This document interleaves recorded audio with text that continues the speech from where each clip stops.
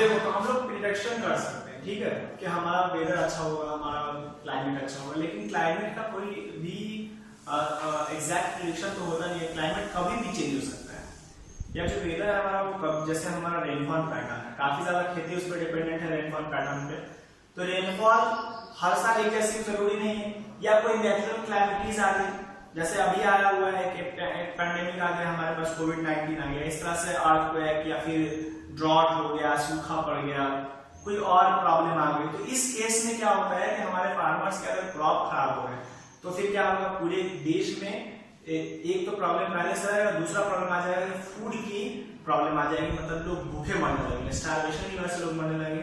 तो इस सिचुएशन को टैकल करने के लिए हमारे पास जो गवर्नमेंट है वो एक बफर स्टॉक मेंटेन करती है, ये एक एक्स्ट्रा स्टॉक होता है जिसमें हम लोग क्या करते हैं कि आने वाले फ्यूचर के लिए हम क्रॉप उसमें पहले से जो ग्रेन्स है वो हम स्टोर करके रखते हैं, ताकि इन केस अगर कोई क्लैमिटीज आ गई या क्रॉप फेलियर हो गया तो उस सिचुएशन में लोग भूख से ना मरे, जैसे अभी कोविड-19 में हुआ। तो अगर अभी हमारे पास फूड के स्टॉक नहीं होते, हमारे पास बफर स्टॉक नहीं होता मेंटेन, तो जो हमारा जो लोअर क्लास के लोग हैं या फिर जो एवरेज लोग हैं या फिर जिनके पास हमारे यहाँ मोस्टली लोग जो है वो एवरेज ही लोग होते हैं, तो वो जो मिडिल क्लास है उनको अगर भोजन नहीं उपलब्ध हो पाता तो वो पैंडेमिक से तो नहीं मरते लेकिन वो भूख से मर जाते हैं। तो इसलिए गवर्नमेंट जो है ये बफर स्टॉक मेंटेन करती है और फिर जैसी जरूरत होती है उस हिसाब से इसको रिलीज किया जाता है पीडीएस सिस्टम के थ्रू, पब्लिक डिस्ट्रीब्यूशन सिस्टम। जैसे हमारे गवर्नमेंट के राशन शॉप्स होते हैं हर जगह वार्ड में, तो वहां पर गवर्नमेंट अवेलेबल करवाती है, वहां से फिर फूड को डिस्ट्रीब्यूट किया जाता है। तो इस तरह से बफर स्टॉक मेंटेन करना होता है। क्यों? ये क्या है बफर स्टॉक एंड एक्स्ट्रा, ये एक्स्ट्रा स्टॉक है। Why it is maintain to tackle the problems of crop failure. अब क्रॉप फेलियर के कई सारे कारण हो सकते हैं, है ना, क्रॉप फेलियर के कारण हो सकते हैं, क्लाइमेट चेंज हो सकता है उसका कारण, कोई जैसे अभी एक बीमारी आ गई ये कारण हो सकता है, किसी और मतलब कोई भी अनचाहे कारणों से अगर हमारा क्रॉप फेल करता है तो उस सिचुएशन में इस बफर स्टॉक से जो ग्रेन स्टोर है उसका इस्तेमाल किया जाएगा और हमारे लोग भूख से नहीं मरेंगे। अंडरस्टूड? अगला जो टॉपिक है हमारा, जो आज का एडिशनल टॉपिक है, वो टॉपिक क्या है?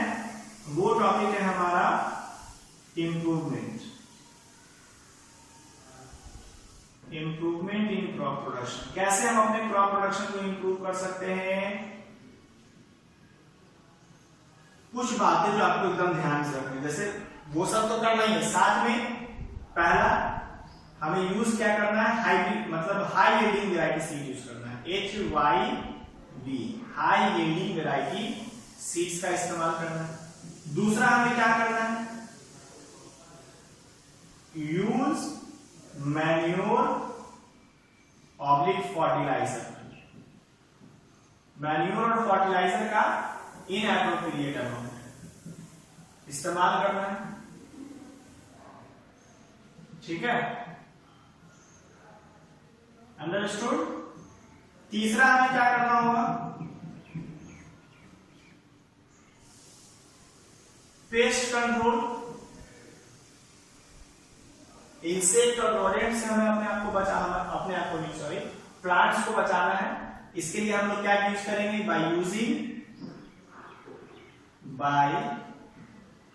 Using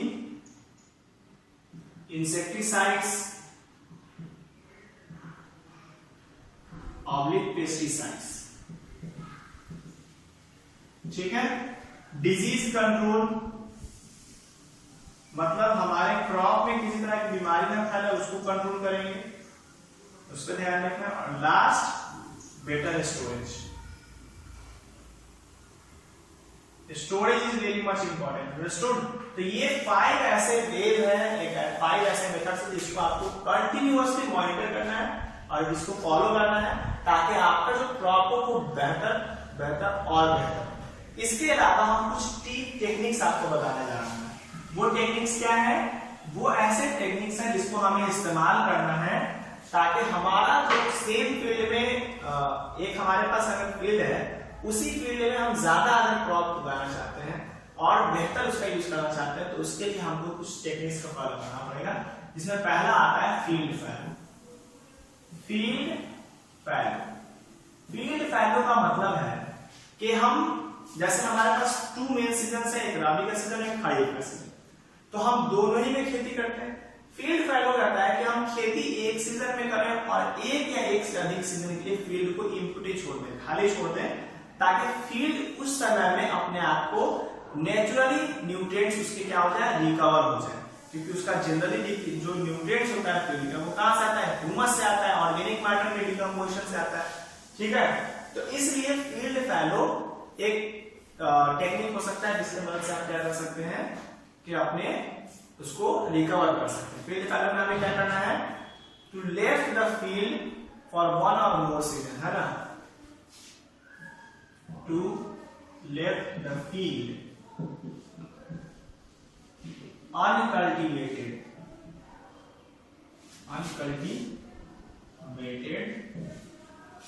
for 1 or more season, ठीक है। एक या एक से अधिक सीजन के लिए अगर हम अपने फील्ड को छोड़ देते हैं, उसमें खेती नहीं करते, तो ये हमारा फील्ड फैलो कहलाएगा और इससे क्या होगा, नेचुरली रिकवर हो जाएंगे सारे क्या न्यूट्रिएंट्स। दूसरा प्रोसेस होता है क्रॉप रोटेशन। क्या है क्रॉप रोटेशन? क्रॉप रोटेशन का क्या मतलब है? देखो हम लोग 2 खेती करते हैं, पहले रबी कर दिए, फिर बीच में कुछ समय आ जाता है, उस समय हमारा फील्ड खाली रहता है, और फिर हम लोग क्या करते हैं, फिर खरीफ की खेती करते हैं, कोई प्लांट लगाते हैं क्रॉप। तो हमें क्या करना है, क्रॉप रोटेट करना है। रोटेट करने का मतलब क्या है कि हम 2 अलग अलग तरह के प्लांट्स लगाते हैं अल्टरनेटिवली, मतलब ऐसे जैसे एक सीजनल का क्रॉप लगाया, एक पल्सेस का क्रॉप लगाया, लेग्यूमिनस प्लांट लगाया, फिर सीरियल का क्रॉप लगाया, फिर लेग्यूमिनस प्लांट लगाया। तो अल्टरनेटिवली अगर हम 2 अलग अलग तरह की खेती करते हैं, तो लेग्यूमिनस प्लांट के बारे में हम लोग जानते हैं कि लेग्यूमिनस प्लांट के रूट्स में क्या होता है, बैक्टीरिया होता है राइजोबियम, जो कि नाइट्रोजन फिक्सेशन करता है और एटमॉस्फेरिक नाइट्रोजन को फिक्स कर देता है। इससे क्या होगा, हमारे जो नाइट्रोजन में रिक्वायरमेंट होती है प्लांट की, वो नाइट्रोजन रिक्वायरमेंट आपकी फुलफिल हो जाती है। तो हमें क्रॉप रोटेशन करने का क्या मतलब हुआ, टू ग्रो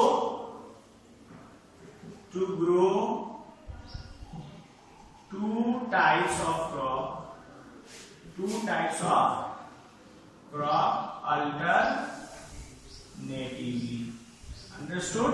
alternate बेसिस पर हमें 2 अलग अलग तरह की खेती करनी है।